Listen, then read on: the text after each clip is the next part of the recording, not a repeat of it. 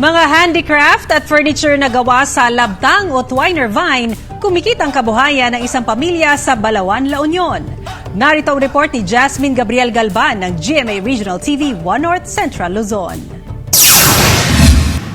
Sa pagtama ng pandemya, isa sa pinakaapektadong negosyo ang catering services. Ang lahat ng ipon na pera ng caterer na si Marife Lee unti-unting naubos. Pero hindi rin nawala ng pag-asa ang pamilya Lee hanggang sa pasukin nilang paggawa at pagbebenta ng mga handicraft at furniture na gawa sa labtang o twiner vine.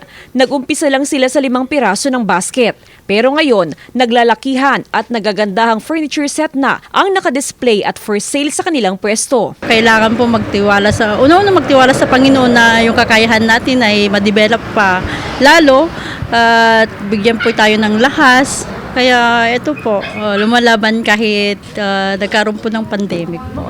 Nagmumula ang mga labtang o twiner vine sa kabundukan na sakop ng Balawan sa La Union. Isa ito sa pinagmamalaking produkto ng bayan. Bukod sa nakatutulong ito sa araw-araw na gastusin at pag-aaral ng mga anak, instant kabuhayan din ito sa ilang kalalakihan sa bayan na nabigyan ng trabaho. Sadya nga raw na ang pagpasok sa negosyo ay parang sugal. Pero naging aral daw sa pamilya Lee ang huwag sumuko sa buhay. Bagkus, patuloy na lumaban para makamit ang tagumpay. Mula sa GMA Regional TV 1 North Central Luzon, Jasmine Gabriel Galban, nagbabalita para sa GMA Integrated News.